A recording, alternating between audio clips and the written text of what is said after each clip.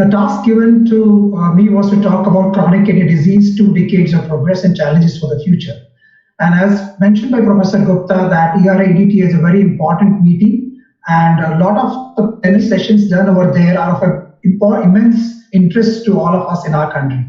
And this year's plenary session was given by Dr. Levy, Andrew Levy, who was the former chief of nephrology at Tufts University of Medicine, Boston. And as you all know, that he has, on his 20 years of his career, has put in immense work to bring creatinine and proteinuria to these important markers of kidney disease to be used into the clinic, and how best we can use the clinic. So what I have done, originally what was planned was Dr. Rajapurkar was supposed to do the talk, but unfortunately he can't be here today. So I am substituting for Dr. Rajapurkar. And the plan was that was to give the highlights of his talk, which of course was about 40 to 45 minutes. But what I will do in 10 minutes is to give the highlights of his talk, and then take up some things which are important to us in our country, and maybe during the panel discussion and other things, more things can be discussed about it. So Dr. Levy began his talk with acknowledging the contributions made by the faculty at the Tufts University, who were important for all his journey, and he also important acknowledgements about his family. And just to tell you something about his personal thing, he has also been a kidney donor, and through a kidney exchange program for his wife, who is a patient of ADPKD. And so he knows both the patient perspectives and of the professorial perspectives about kidney disease very well. So this was the flow of his talk, and then from our country we'll add something what we think is important. So as you all understand that KTOKI has been about 20 years old now, and many of the senior faculty and even the mid-level faculty would realize that in 2000s, once this KDIGO became a part of our understanding of the chronic kidney disease classification, and we have seen its development. And Professor Levy was very important for initiation, and also at all the meetings, an important contribution to this foundation. We also founded the Chronic Kidney Disease Epidemiology Collaboration and CKD Prognosis Consortium, which has brought about a CKD EPI equation for eGFR. To do a bit of history, as you all understand, that creatinine was first analyzed and came to the clinic when Jaffe's reaction was established by Max Jaffe. And for the glomerular filtration rate, Homer Smith devised many techniques for it, and still today, his method of doing the glomerular filtration rate in clearance is an important technique, though more in the research than in the clinical field. But these are the giants who have contributed to our understanding, and we shall continue to use their methods for our clinic today also. The important development that happened was the MDRD study. The MDRD study was done to establish to know whether low protein diet could delay the progression of kidney disease or not. This trial was a negative trial in the sense that we do not know that the low protein diet is an important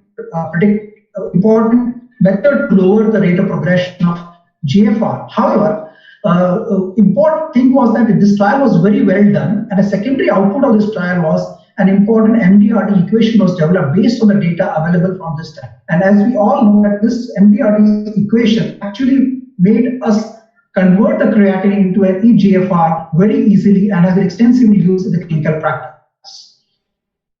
Later for the proteinuria part, as you all understand, Richard Bright made the seminal observation that patients who have albuminous urine have hardened arteries and heart and the kidney and small kidneys. And later on also Herman made important contribution for our understanding of albuminuria as a marker of kidney disease. And also in proteinuria in a very small quantity, which was labeled as microalbuminuria, became an important predictor of the nephropathy, especially initially in the type 1 diabetes, that it is a predictor of nephropathy. But in type 2 diabetes, it also showed that it also predicted that clinical proteinuria would happen, and also early mortality in the maturity onset diabetes. So both in type 1 and type 2, it became an important marker of bad events to happen. Not only in patients with diabetes, but also in patients without diabetes, it became an important marker for cardiovascular disease. Next, what happened was that once these two things were established, that both the creatinine and the proteinuria were an important marker of kidney disease, KTOKI kidney disease, KDOQI then second and laid out the classification and grouping of kidney disease. It was important because all of us could talk in the same language as to what do we understand by different grades of kidney disease. Another important contribution of Dr. Levy and his team and the people at the KDOQI was to put up a conceptual model about definition of kidney disease and how does the kidney disease progress. And this cartoon is familiar to all of us, and all of us would have used it in different presentations of us. And it generally established that as you go to the horizontal line, the progressive increase from risk to damage to low GFR and kidney failure and death. And this group, which shows that if there are markers of kidney disease, the GFR is less than 60 ml, then if it is more than for 3 months, establish a chronic kidney disease. Not only it was important that as a disease progresses, but as disease progresses, a lot of complications come in. And as we all understand, that predominant of it is the cardiovascular complications. But apart from cardiovascular complications, there can be anemia and bone disease as the disease progresses. And which recognition is very simpler once we follow this conceptual model. The important other thing that happened was in 2009, there was a London meeting. And in that London meeting, a lot of data was presented and almost 45 cohorts were studied. And about 1.5 million patient data was analyzed. And all this was when they put into the statistical analysis, one thing became very clear, that as the GFR reduced, there was increase in the all-cause mortality. As the GFR reduced, there was increase in the cardiovascular mortality, increased risk of getting end-stage renal failure, acute kidney injury was more common in patients who had a reduced GFR, and the progressive kidney disease happened. And as you can see here, that once we did cut off about 60 ml of GFR at every all of these time points, it became important that there was a very steep increase in the mortality, cardiovascular disease, and everything. And that's how the concept of a GFR below 60 ml portending a bad prognosis came into understanding. And this is another heat map which was generated after the understanding of the London conference. And as you can all understand that the categories were initially 5, that is grading of GFR was 5 grades. But important as to understand is that the biological systems do not follow a step ladder pattern, they follow a continuous pattern. And therefore, when it was seen that in the grade 3, those patients who had a GFR nearing 60, they did much better than those who were on near 30. Therefore, because there was a large difference in them, the group 3 was split into 2, that is 3A and 3B. Similarly, as the proteinuria increased, bad things would continue to happen. And this all red thing tells you that these are very bad prognosis, intermediate prognosis, and reasonably good prognosis over here. So this became a very important concept to analyze and understand how disease would progress. Another important thing was that the further refinement happened when the CKD-EPI equation came. Also cystatin C got incorporated, and especially in certain circumstances, especially in liver disease, this would be an important concept to integrate. And now from MDRD, we have moved to CKD-EPI equation. CKD-EPI equation, especially when the GFR is higher, predicts the conversion from creatinine to GFR is much better compared to MDRD equation. So not only that the chronic kidney disease, that is low GFR and proteinuria, were important marks of progression of kidney disease, but they also became very important for heart disease and cardiovascular disease.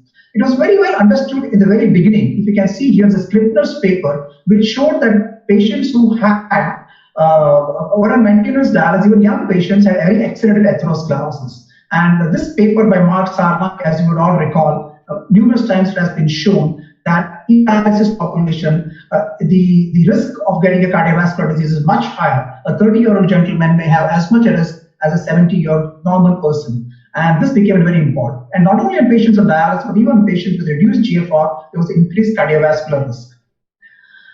Again, not only that it predicted a poor cardiovascular risk, but both low GFR and albuminuria were predictor of total cardiovascular mortality, stroke, congestive heart failure, peripheral arterial disease, and leg amputation. So it was not only important in the cardiovascular prediction, but also became true for patients with hypertension, diabetes, gender, increasing age, gender, and ethnicity. All of them, if you had low GFR and albuminuria, and it was put into these patients, if they had this, then their prognosis was much worse than compared to if they did not have this.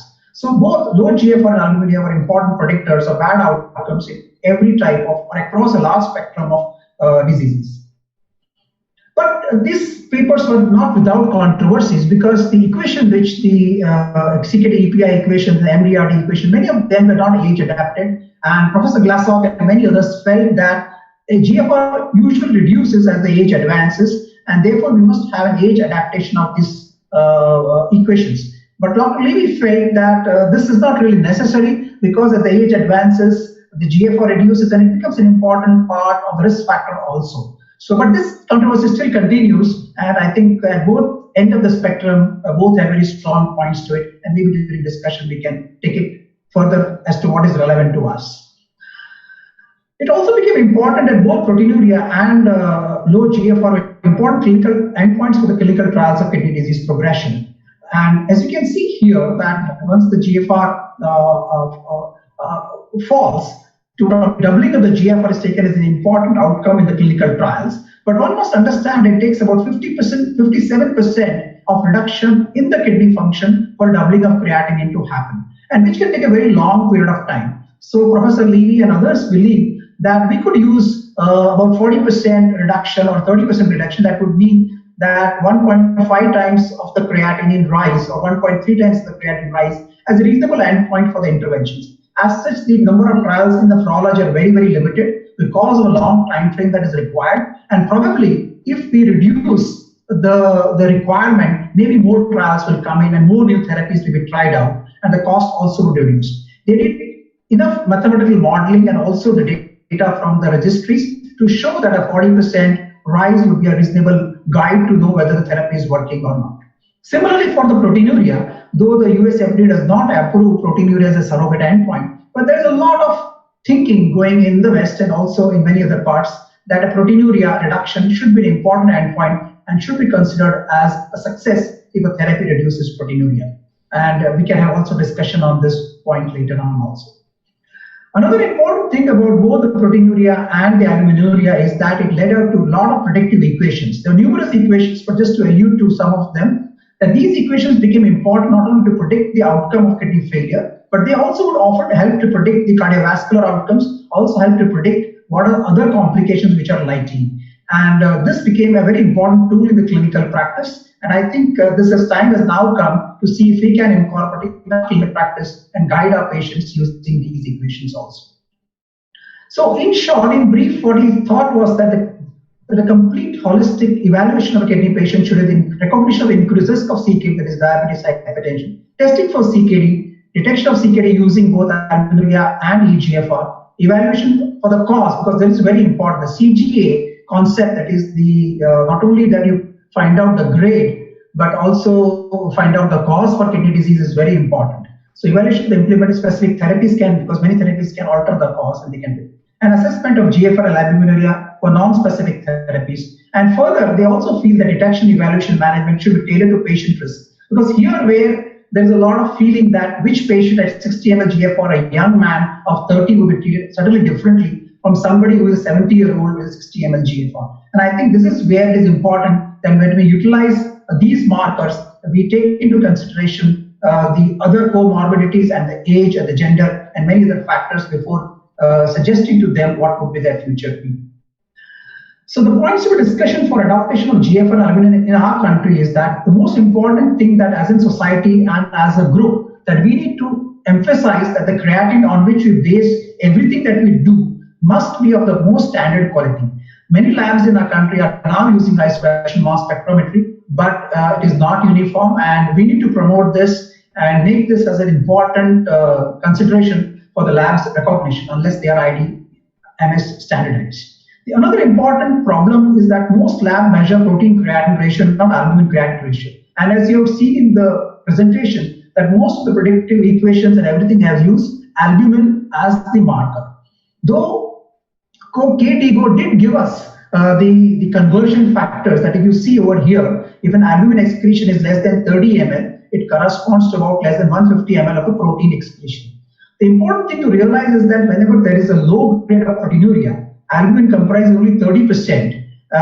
In the low grade, that is stage 1, that is less than ACR of 30 milligram per gram, compared to 60% as the stage advances. So at higher stages, the albuminuria and proteinuria may not make a very big difference, but at the lower stages, of proteinuria, it would make really a big difference. People have tried and attempted to, and there's a recent paper appeared in JAS, and they tried and attempted to see if we can develop an equation which can convert the albumin creatinine ratio to protein creatinine ratio, so that this equation can be used. And as you can see over here at the lower end of the proteinuria, there is a significant splay, suggesting that it is very difficult to actually correctly predict it. But using some equations, some mathematical modeling, it may be possible to do so. And as you all understand, in our country, doing an albumin at a low level, microalbumin, is an ELISA technique, which is very expensive. And the general protein is done by the biounit, which is very less expensive and can be very widely used. So I think we should also formulate some guidelines as to how protein creatinine ratio can be very well incorporated into our understanding of the patient disease and also for epidemiological purposes. So another important discussion, of course, in our country would be that whether the age adaptation of CKD API equation is important, and I'm sure a lot of people will have different thoughts to it. The GFR estimates in our country, especially in the view of a large vegetarian population, because again, this often comes up whether a 60 ml GFR in an elderly lady who's eating at a very poor vegetarian diet would really mean that she has got a significant kidney disease or not. And I think, as has been alluded by Professor Levy in his presentation, that we need to take everything into view rather than only single numbers, and then put the prediction equation. And maybe in the equations we can use whether there's a vegetarian diet or a non-vegetarian diet to get a better idea about it. So in summary, I would say Dr. Levy presented the journey of incorporating GFR and albumin in a clinical practice, and it has now become almost a standard of care, which was not 20 years ago. Though we were using both measures, but in a more standardized method now. Numerous challenges and controversies still remain, as we had discussed in the previous part. And creatinine-based estimation of GFR, albuminuria, and proteinuria still are the best tools for prognostication, clinical trials, and disease management. And we must make them more standardized in our country. Thank you. Thank you very much, both Professor Gupta and the MCure team and Dr. Agarwal for inviting me for this talk. I'll stop here and take the mic to Dr. Agarwal.